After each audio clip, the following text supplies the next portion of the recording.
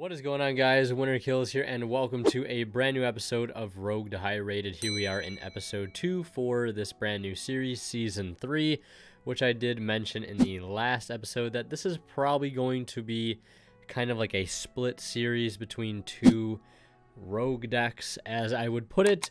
Currently, that I am playing, that I'm trying to decide which one mainly I will be taking to YCS Niagara. That's kind of what I'm in the middle of right now in terms of deck building and testing and all this stuff. And I'm trying to pick a deck that I want to take to the YCS, the Oh God YCS. So you'll be seeing Rika, you'll be seeing Marincess. Now, I know everybody's going to be like, Winter, you can't have Rika on here. It's not Rogue, right? It just won Euros. But hey, that's not how that works, okay? I don't believe you can go wrong with still calling Rika a rogue deck. It is a very, very good deck. Did it slip under the radar? Yes. And also, you have to give credit where credit is due. Those three guys, Marcus Patel, and the two other people that put that deck together, they obviously put in a ton of work. A ton. I wish I could be able to do something like that. With, any of the decks that I've played in the past and be able to, like, help contribute or even be a part of something like that. So huge shout outs to all those guys. Really cool to see a deck like Rika win Euros and then Marincess top 4 Nats. Like, it's what's happening. All these rogue decks that have been playing are suddenly becoming meta. I don't know if I'd call them meta, but you know what? Like, the really good decks, it's wild. I just not used to that. Used to the decks I'm playing are just kind of like shrouded in obscurity, and they never ever see a top in the entire time that they exist. Well, let's get into this. We have another, obviously, DB rated match. I can't remember what our rating was at the end of the last match, but this is literally the next match that took place after that. We're against Sam Sloan 1988, who has 431 rating to our 343 rating. So we're still really low rated right now, really, really low. And yeah, let's go ahead and hop right into this one. All right, so getting into this replay here, we're going to see Sam Sloan 1988 win the rock, paper, scissors. Their 431 rating to our 343. Their 50 cards to our 40. And we'll take a look at the opening hands here. They have Deer Note, Jet Synchron, Super Poly, Called by Nibiru to our Ghost Ogre, Ghost Mourner, Marincess Spring Girl, Pot of Desires, and DD Crow. These two cards were obviously not in the deck profile that I uploaded like a couple days ago, and this is not representative of my current build. This build is maybe about like a week and a half old. Core of the deck pretty much exactly the same. Extra deck pretty much, the extra deck is the same. I don't think the extra deck in Marincess has changed for me in a very long time. Yeah, so my opponent clearly did not open up well here to go first. They do have 2 really strong going second cards, but like no engine. We have 3 going second cards and 2 engine cards, which is just like perfect. And you really love to see that. So we're going to see my opponent set the Super Poly, set the Call by, and set the Jet Synchron. I get why you'd want to set the Jet Synchron, but I feel like also just holding it as a discard for Super Poly might have been a little bit better, but, that's kind of nitpicking maybe. But either way, he's going to pass turn. We draw a copy of Blue Tang for turn, which is really, really strong. So right off the bat, you're probably wondering like, okay, well, we're going to die outright to this Nibiru. And there is some truth to that. There definitely is. Nibiru is a very, very hard card for this deck to beat consistently. And it all depends of where your opponent Nibiru is. If your opponent's like really smart and they know how the deck works and they Nibiru you at the correct time, like it's going to hurt a lot most of the time. Unless you open up like the absolute stones. Not to mention they have Super Poly and Call by the Grave in the background, the back row, so like that's just like also really going to be tough to play through. We also didn't find any value out of our hand traps because they just bricked, so these aren't really helping us so much. Yeah, we're going to lead though with the Blue Tang. Pretty standard here, and we're going to go ahead and send the Seahorse. We're going to link off the Blue Tang into Blue Slug. Chainlink 1 Blue Slug targeting the Seahorse, and Chainlink 2 Tang. And we'll see if my Tang grabs something. It does. It does find us another copy of Spring Girl. We already have one in hand already, but oh, well, it's like a free card, right? Can't really complain about that. We're going to special summon the Seahorse. And right now, I'm just trying to, like, play and see how far I can get into his back row, see how real his back row really is. So we're going to go ahead and grab Battle Ocean, activate Battle Ocean. Then we're going to go ahead and link 2 into Coral. and then activate the Battle Ocean effect to go ahead and equip the 2. I like doing this here in case something happens to the anemone, like if they Veiler it or Imperm.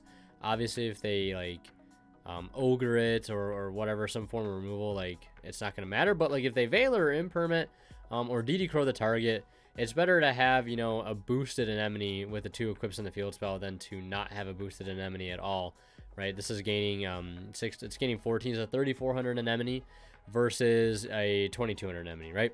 That's kind of a big difference. So we're gonna go ahead and target the blue tang here. I could possibly go for like a rank 4 play here. The only problem is that if I try to go for Bahamut and detach to summon Toad, I then cannot make Coral Triangle because you need 2 Marincess monsters. And this is a dilemma that I have sometimes where it's like I'll want to make the rank 4 rank 4 line, but I'm really focused on trying to get access to Wave, and not only get access to Wave, but get access to something like Coral Triangle, because Coral Triangle, I do this a lot myself. Like if you don't have or if you don't have to like search Wave off of Triangle, like you already opened the Wave, or maybe you milled it off of Spring Girl, whatever it may be, I still find a lot of times it's very advantageous to still make Triangle even though you can't resolve its effect to search Wave, because having that card in the graveyard is insane. But my opponent is going to go ahead and Super Poly here. Like, this is kind of a weird spot to Super Poly.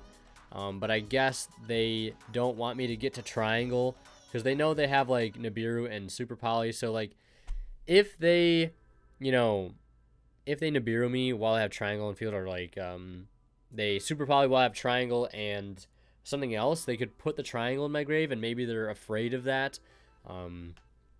I could see that because I could like crash if they put the token in attack, like I could like crash the token into their Nibiru if they leave it in attack, and then I can like Coral Triangle, but like I don't think they're gonna let me do that. But either way, this is like a fine spot to go ahead and Super Poly here, although like the only punishes at this point are like Spring Girl and Dive. Like Spring Girl plus like a Sleepy Maiden, or Spring Girl plus a Dive. And I want to say that's really the only, like, hard punishes here to keep playing. So, I mean, like, you need 2 cards, 2 specific cards, one of which he knows I have. And the other I could also have pretty easily because he did see me search Ocean over Dive. Although that's pretty telltale sign that I don't have Dive, because most of the times, if you already have Battle Ocean, you're searching Dive. And if you don't have Dive, you're searching Battle Ocean, because Battle Ocean's pretty important. In most of the combos. So he's going to go ahead and Super Poly me, go for the Garura, Wings of Resonant Life, 2 monsters, same type and attribute. The good thing here for me, though, is I will at least get the effect of Coral Anemone here to add something back. So, I still have, like, all of these cards in hand. This is the one thing that's really nice about Marincess. I still have 7 cards in hand, and I just got Super Poly'd, right? Midway through my combo. 7 cards. But the downside of it, a lot of people overlook, is, like, I can't really do anything with this, right? Luckily, I have 3 interruptions, and I have desires to potentially keep going into something else. And I do desires now. I think this is the perfect time to go ahead and fire off a desires. I'm hoping, like I said, to either draw a dive, or I'm hoping to draw something like Sleepy Maiden. That's like some of the best cards that I could possibly draw in this instance. Or, I'm going to draw a Pascalus and a Blue Tang. And I actually do end up banishing a dive, 2 Imperms, 3 Ashes, and a Nibiru, a Veiler, and a Triple T. Also, drawing Triple T there wouldn't have been good because he didn't activate any monster effects. And from here, my only play is to I just summon the Spring Girl just to hope that I don't get OTK'd. I also actually have to discard for hand size in the end phase, and I might as well just discard the Pascalus because, like, kind of free. If they clear Battle Ocean, I can just start my turn by getting that back. My opponent's going to draw Triple T. He's going to flip up the Garura, or flip up the Jet Synchron. And then he's going to go to town here. He's going to go into Hulk. And he's going to go Chainlink 1 Hulk, Chainlink 2 Garura. I go Chainlink 3 Mourner to negate the Hulk.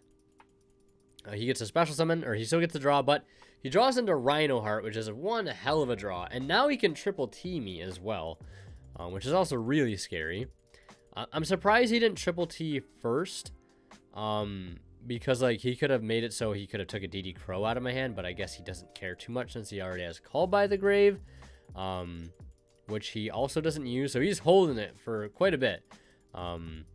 Maybe for a second DD Crow, I guess. But he gets he got really lucky there. I don't know why he didn't Called by the DD Crow. because he was literally just putting up to random chance there to draw into tier names. Maybe he wanted to take that bet since he hadn't seen a single tier card already in like his opening 5. But if he had not drawn any tier cards there and just drawn like defensive cards or stuff for like a different engine, like he's drawing like the punk stuff or whatever, like draws like, I guess seeing like Ogre Dance, you know, when Fox June, assuming he plays those cards, I mean, he must with the Deer Note. Those would have been good as well. So maybe he was banking on a high chance of drawing something good, but very risky still at the end of the day. So he's going to summon out the Shaylin, and it's nice to see that he doesn't actually end up, you know, holding the beer. He just discards it, and then he goes ahead and mills 3 off the Sharon. Misses, except he puts a Shinobi Necro engrave, which is kind of nice, and then he's going to go into battle phase, swing in with the Rhino Heart, swing in with the Crystron, and swing in with the Sharon. And then he goes ahead and sets the Meta Noise with the Call By still in the back line, and he's going to go ahead and pass turn there. So right now, I know that there's like technically one known interruption, and it's basically whatever he decides to summon off the Hulk, and then whatever decides to go into with the Hulk. And I do make a big misplay. I do make a pretty big misplay. I also want to double check something here. To the end of the turn. Also, if that face monster leaves the field this turn. Okay, it's this turn. I want to double check if that was like while it's just on the field. You know, if it leaves the field anytime after you Mourner it, or if it's still like the end of the turn. So I have a couple options here. Well, not a ton of options. It's like either start with the Spring Girl or start with the Blue Tang. And I think starting with the Blue Tang probably makes the most sense. So I normal summon the Blue Tang. Declare effect. My opponent chains the Call By the Grave. And I was like, wait, do I have a Blue Tang engrave? Because like that would be the only reason to actually go ahead and like use Call By there. But he just chains Call By and hits the Pascalus. So as I'm commentating over this, like any thought that I had where maybe he knew something about this deck just kind of goes out the window at this point because he did that.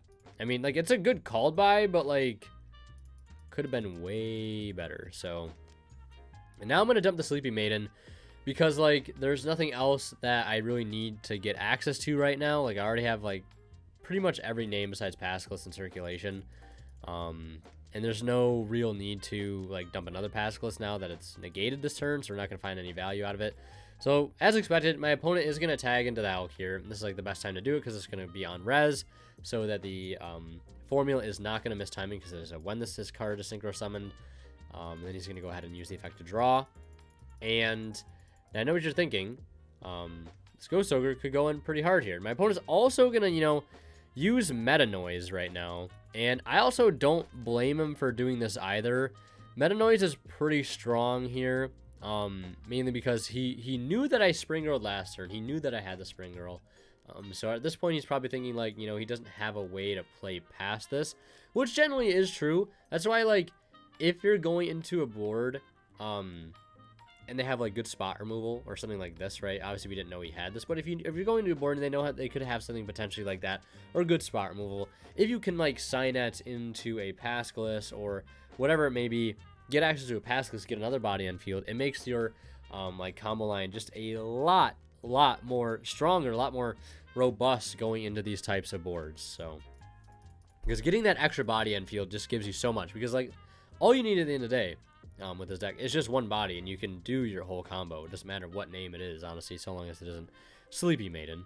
But he's going to go ahead and Meta Noise and dump Merly, and Merly effect will trigger here to fusion summon. I'm going to put back the Garura and the Merly, and he's going to go ahead for the Drago Stapelia.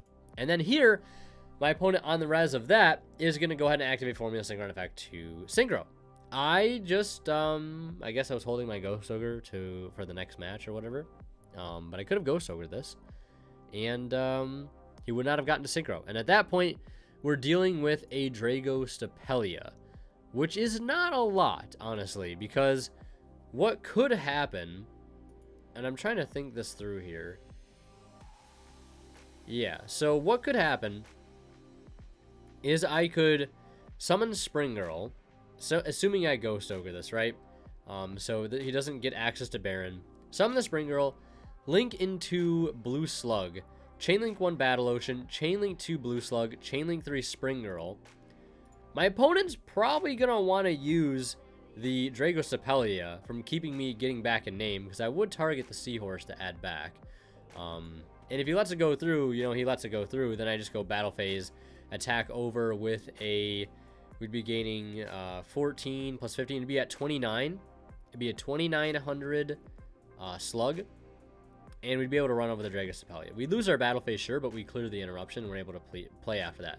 And then, you know, if he does negate the blue slug, which I would expect him to do at that point, we just use Seahorse's secret graveyard effect. During your main phase, set the turn. This card was sent to the graveyard. You can banish this card from your graveyard. Special summon a water monster from your hand. Do zone like Marincess like monster points to. We have a blue Tang in hand, an extra name. We summon it. We link 4 Sea Angel, Chainlink 1 Sea Angel, Chainlink 2 blue Tang, activate 3, grab a dive, and then I think we literally just win right then and there. We could like Argonaut, bounce something, or set up a Toad, get wave right. We could get pretty far into our combo. That's where like main decking Dweller would be nice, but I don't really know how I feel about main decking Dweller, because there's like so many other decks you could potentially face against where like it just doesn't. It would be great here. It would be great. I'm not gonna lie. A lot of people were suggesting that I cut the Eerie the Water Charmer, and if I were to cut something, I think it would be that for the main deck Dweller. But I haven't really tested out main deck Dweller. It just like seems like only really good against this matchup, and it's just gonna be a dead card in most other matchups, like against Sprite. I don't know. It's rough. It could honestly be. You know what it is? I'm just biased because I've got the Starlight Water Charmer and I want to keep it in. So maybe if I get an Alti Dweller, I'll be more inclined to play it. But yeah, don't deck build based on rarities. Okay, it's a bad thing that happens sometimes. But so what you're gonna see happen here is I thumbs up the formula. We'll get back on track. I thumbs up the formula, and then yeah, it just goes into a Baron, and at that point I can't play. Like I have to play through 2 interruptions at that point, which is definitely not happening. Because if I activate Spring Girl effect in hand, he's definitely going to negate, and then we just literally don't have a play from there. So going on to game 2, we are going to go first. Opening hands, we have Sleepy Maiden, Rivalry, Effect Veiler, Silent Mining, Triple Tactics, 2 there, Pearl Rhino, Dark Ruler, Super Poly, Rhino Heart, and Sharon. So he opened up 2 going second cards. We opened up basically 2 going second cards as well, and a side deck card. I guess I was siding Rivalry at this point too, which is kind of strange. I think Ghost in Match is way better in this deck because this also lets you, having Ghost in Match lets you make like Toad and stuff in Dweller, whereas this you can't really make. You can't make Argonaut and Toad, or Argonaut Dweller, Argonaut Kragan, because one's a Cybers, the other's an Aqua, or whatever it may be, right? So this is like, right? I think this might have been like a 1 of in the side deck at the time. I can't remember, but I think it was like 3 Ghosts and 1 Rivalry. But Rivalry is pretty strong against the Tearlament deck, so I honestly can't complain about that. So we sign up mining away the Sleepy. There's no interruption there. And at that point, I'm like, all right, we're kind of in a good spot right now. Also, knowing that I was playing against like the tier deck, this probably should have maybe been sided out for something else. So we go ahead and reveal 3. Blue Tang misses like it pretty much always does. We're going to go ahead and target the Seahorse to add back. We're going to go ahead and link the Seahorse. And we're just going to basically do our standard Marincess combo at this point. We're not going to have to worry about any interruptions here. It'd be interesting to see if I play around Super Poly. I honestly should be able to, because I don't think this board will end on something with 2 bodies on field. So the Rivalry is also going to kind of go in as well. So we're going to go ahead and... yeah, I also didn't get the Battle Ocean here because I have access to Sleepy Maiden, if you're wondering why I didn't get Battle Ocean. I probably should have gotten Battle Ocean, but either it doesn't matter here. Honestly, we have the line. Like, we definitely, yeah, no, I definitely didn't need to search dive there because I went Sign Up Mining, pitch Sleepy Maiden, no response, search Blue Tang, normal Blue Tang, dump Seahorse, link, add summon, link, search Battle Ocean, and then we make Anemone. Anemone brings back 1. And then, well, you know what? That is honestly a little awkward, if I'm being totally honest. I wish there was a rewind button. But, yeah, because this is a situation where you would think that you wouldn't need to surge dive because we have, like, technically 3 names in rotation. But it's the nature of the line and what else is in our hand. So... if we go normal blue tang, dump Seahorse, link into Slug, target Seahorse to add back, we whiff off the blue tang, we just get the Seahorse, summon the Seahorse, link for Sea Angel. If we grab Battle Ocean, right, to secure that and get the attack boost and, you know, get a solid Argonaut on field without needing, like, Sleepy Maiden, right? Then we link those into Anemone. Anemone brings back one. And then we link the Anemone and the Marincess into a triangle. Anemone adds back Sleepy. We pitch the Sleepy to search. And at that point, we don't have any names, right? We don't have anything in hand to, like, summon to make the link 4. So that's where it goes wrong. Because, like, we could summon... Actually, no. We would just... Yeah, no. Because we don't have a body to discard to search, and then also a body to summon and link with. That's what I'm trying to explain here. So, yeah, this is just one of those hands where, like, you just needed more things. So we just go for the Argonaut. Sleepy Maiden to equip. Obviously, we're just going to equip the Anemone here. Because this is, like, the best thing to equip, because if it hits the grave, we get to add back. We set the Rivalry, and we just go ahead and leave main 1, check for Nibiru, and pass turn. Our opponent's going to go ahead and leave with Sharon. Draws Triple T for turn, so 3 going second cards. Also, Triple T is starting to seem like a better going second card right now in this format, because a lot of people are starting to move away from main decking hand traps, which is very, very interesting. I thought about maybe doing that with Marincess, but, like, playing board breakers and Marincess has always seemed very bad. Just because, like, your engine doesn't do a lot to clear things, so if you Dark Ruler a whole field, good luck getting through that with the Marincess engine. It's pretty tough. I guess at that point you'd need other Marincess cards working with you, right? Or other board breakers working with you. Maybe it could work. I haven't tested it. So we're going to go ahead and see him activate Sheeran here. I'm going to chain Rivalry to this just because... see how easy it is for him to play through this. Obviously, now he can only work with Aquas, which means he cannot make Kaleido Heart, and he cannot make Dragostapelia. He can't make any rank 4s that aren't Aquas, so... Right now, he's kind of just, like, locked into Aquas, and there's really not much he can do, which is nice.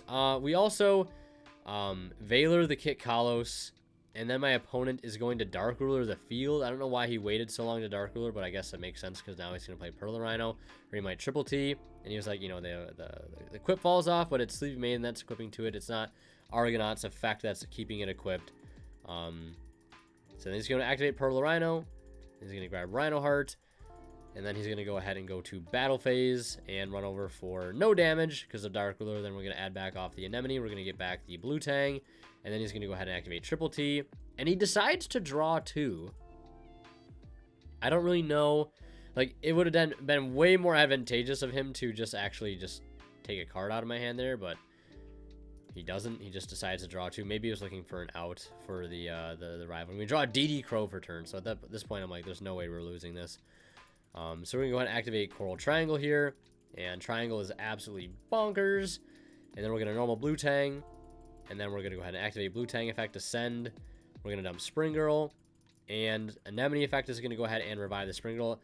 And my opponent's going to activate Super Poly. You know what also sucks at this point is we cannot make Toad to beat this. Well, he can't even Nibiru, so I was like, wait, how are we going to beat Nibiru? But I always forget that, like, Floodgates, like, Rivalry and goes and just beat Nibiru, which is nice.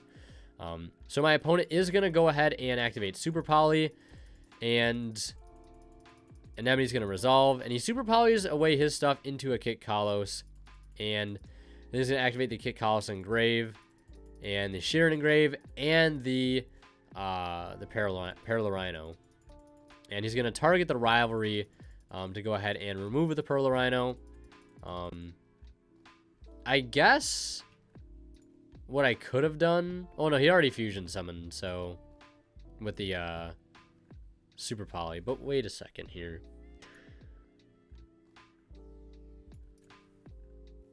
I think he triggered this off the summon of the Super Poly.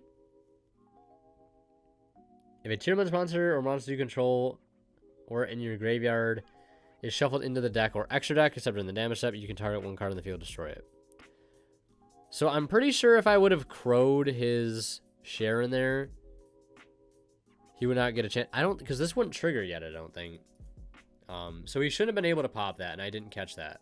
If I'm getting this right, because he would have had diffusion for another Aqua. And then he's going to mill 5. Hits a Rhino Heart. And he searches off the Havness. And now Rhino Heart effect. I DD Crow the Rhino Heart there. But yeah, no, he should have gotten the effect to pop after he performed a fusion summon with the Sharon, not off of the Super Poly. Because the Super Poly didn't return anything to the deck. So that's my fault. Honestly, that's completely my fault. But either way, I'm just going to go ahead and link here now into Marbled Rock. And at this point, I'm feeling really safe from Nibiru now because I have Wave in hand to be able to play through it and be able to make my entire board unprotected, or protected from the Nibiru.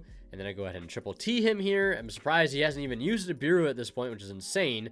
I go for Dweller here, and it's going to be kind of a long shot to try to get through this board, but we're going to keep trying to play. My opponent has Havness. I go ahead and chain Dweller. I'm expecting my opponent to chain Dragostapelia here, and he just doesn't. Don't know why he didn't do that. At this point, I'm really concerned for what this guy is doing, but it is what it is. We're going to summon the Seahorse that we had in hand, link it to Sea Angel, grab Battle Ocean, and then we're going to go ahead and activate the Battle Ocean here. And then we're going to go ahead and link into Bubble Reef, Battle Ocean effect to equip. And also, Dweller is giving all waters we control a 500 attack boost because it's got a water monster's material. So we get the hidden effect of the Battle Ocean. My opponent was like thinking I might chain to the field spell. I was like, okay, that's fine. Like, why? He's gonna negate the Dweller, I guess, or put a counter on it, which is fair enough. Then we go ahead and activate Dive, summon from deck, and then we're gonna go ahead and activate or link the Blue Tang rather into Slug. Chainlink 1 Slug, Chainlink 2 Retarding Spring Girl. So at this point, I think I was gonna like try to go for like a lot of damage, because I'm gonna add back the Spring Girl, and then I could have either banished for Spring Girl, and so I'm trying to see if there is a way if we get a water off of the Blue Tang. That we could add back the Spring Girl, summon the Spring Girl by banishing the Argonaut, and then the water that we get off of the Blue Tang, we can discard to summon back the Argonaut, and then Argonaut can bounce like the Spring Girl to bounce like the Kit Kalos, or we could bounce the field spell back to his hand, and then try to get a ton of damage on board. We just need to get the Dragostapelia off the field, so next turn we can Dweller him with Wave on field, and there's nothing he can do. And that would secure the game there, and my opponent is just going to scoop there. We're into a game 3, and we're going to see me go a second here in game 2, obviously. And opening hands, we see my opponent has Foxy Tune, E-Telly, Merrily, Ghost Ogre, and Harpies. We have Dive, DD Crow, Seahorse, and Tang, and Twin Twisters. But we're just going to start with Merrily. Effect to go ahead and mill 3 hits Havness. So Havness effect, I go ahead and chain the DD Crow there. Put him on Have More Ways to Play. Then he's going to go ahead and activate E-Telly. You know, and Have More Ways to Play, he does. The Zeoman effect, pay 600. And then effect to go ahead and search the Deer Note here. And then Deer Note effect to go ahead and special summon itself. Then Synchro 8 into Chaos Ruler. Chaos Ruler mill 5. And he hits a Foxy Tune off of that. So he'll take the Foxy Tune. He brings back the Foxy Tune. And he's going to go into Zombie Vampire. And I think the Zombie Vampire mills me something as well. Yeah, it mills me a Pascalus, which is kind of nice. And my opponent is going to go ahead and mill an Ogre, Meta Noise, Rhino Heart, and a Effect Veiler. So pretty solid mills for him. He's going to bring out the Rhino Heart, mill the Merrily effect to go ahead and fusion summon with itself and the Rhino Heart into Kaleido, or Kit Kalos, add Havness, and pass turn. And then we're going to go ahead and lead with the Blue Tang here. And my opponent's going to chain the Havness to that. Mills 3, hits 3 different names. Kind of insane mills. This is one of the reasons why I hate this deck too, because it's like, he could have milled absolutely nothing there, but he also just milled 3 names, which is like bonkers. So he's going to activate all 3, and I imagine he'll make like a Dragostapelia, a Kit Kalos, and a Kaleido Heart. So there's the Kaleido Heart, and he also, I'm pretty sure he declared the effects of all 3. Yeah, Sheeran, Havness, Kaleido Heart, and I guess he just activated all of those, even though the one of them didn't resolve because he had 3 effects of fusion and only made 2 fusions. Interesting. Either way, we're going to continue to play here with the Dive. We're going to go ahead and activate Pascal's effect to bring it off dive. That was huge, actually, milling that off of the zombie vampire now, because we have another way to get another body on field. We're going to bring out the Seahorse, and then we're going to go ahead and link the Seahorse into Blue Slug. And then Blue Slug effect targeting Spring Girl to go ahead and add back to our hand here. And then we're going to go ahead and activate Spring Girl, targeting or banishing the Seahorse. And then we're going to go ahead and overlay into Bahamut Shark. I'm trying to force out this Dragostapelia right now, so he goes ahead and negates. And then we're going to go ahead and link into Anemone effect to summon back, and he has Ghost Ogre. And from there, it's pretty much just game over. There's really nothing I can do at this point. I tried to summon Spring Girl again, but I forgot that I already used Spring Girl. So yeah, I can't do anything there. So we're just going to go ahead and go to game, or not go to game 2, but that's going to be the match. So we're going to lose there, and we go down to 337 rating. So not like a huge deal there. It was a pretty decent match. I definitely misplayed a lot in game 1. Definitely could have won that had I ogred the Formula Synchron. We would have been there. My opponent just opened up like absolutely insane game 3, and maybe it should have never gone to a game 3 because I won game 1. You never know. But yeah, that's going to do for this one. Hope you guys enjoyed. If you did, leave a like. And as always, we're going to kill signing out. We'll see you guys in the next one. And of course, a huge shout out goes to our Divine Level channel members who are Tweeter0226, Pony Start, Cadillacs84, Justin Lamb, HE8 Cyber, and Mango. Thank you guys so much as always for extremely kind and generous support of the channel.